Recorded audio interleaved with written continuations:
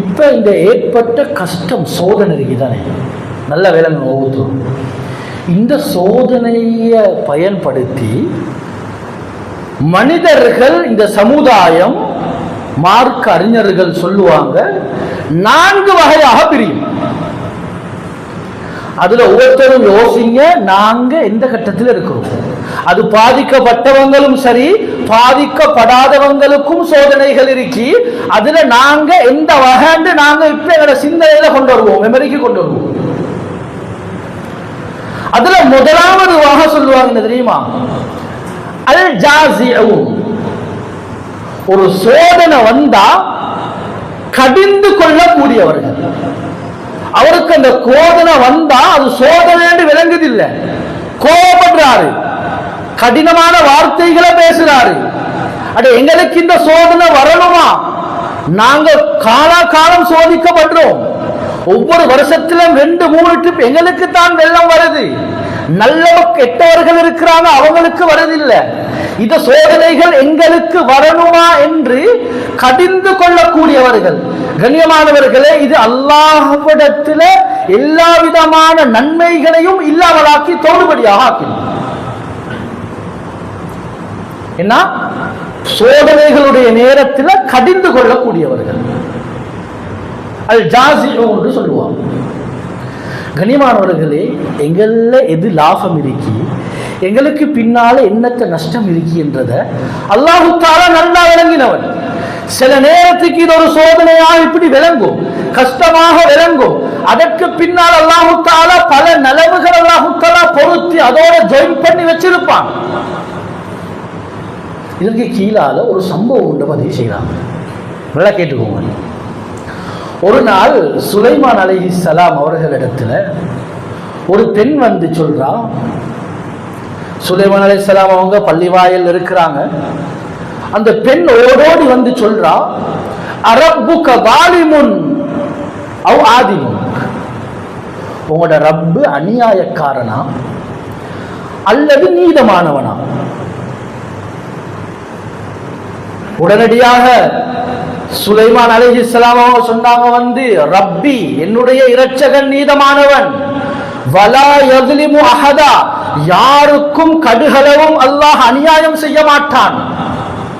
அல்லாஹ் யாருக்கும் அநியாயம் செய்யறதில்லை. இப்ப இந்த நேரத்தில் சொல்லிக் கொண்டிருக்கக்கூடிய நேரத்தில் ஒரு பெரிய பிரயாணம் கூட்டம் வாராங்க. 10-12 பேர் ஓடோடி வாராங்க. ஓடோடி வந்து அந்த பெண் சொல்றா. அப்ப சுலைமான் அலைஹிஸ்ஸலாம் அவங்க கேட்கிறாங்க, ஏன் இப்படி சொல்றாங்க? அந்த பெண் சொல்றா, என் கணவன் இறந்துட்டார், 2 குழந்தைகள் எனக்கு இருக்கு, நான் ஆடைகளை தைச்சி அதை கொண்டு போய்த்து பஜார்ல விற்பனை செஞ்சுதான் நான் வாழ்ந்து வாரேன். இப்படியாப்பட்ட ஒரு நேரத்தில் இந்த ஆடைகள் எல்லாத்தையும் தைத்து ஒரு பையில போட்டு நான் வெளியில வரக்கூடிய நேரத்தில்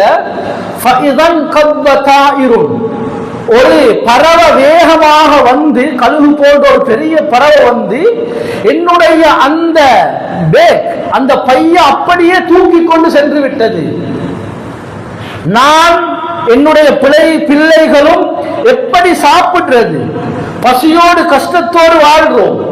அதனால தான் நான் இப்படி கேட்டேன் என்று சொன்ன நேரத்தில் அந்த பிரயாண கூட்டம் ஓடோடி வந்து உடனடியாக சுலைமான் அலைஹிஸ்ஸலாம் அவருடைய கையில 100 திர்ஹங்களை ஒவ்வொருத்தரும் கொடுக்குறாங்க. 12 பேர்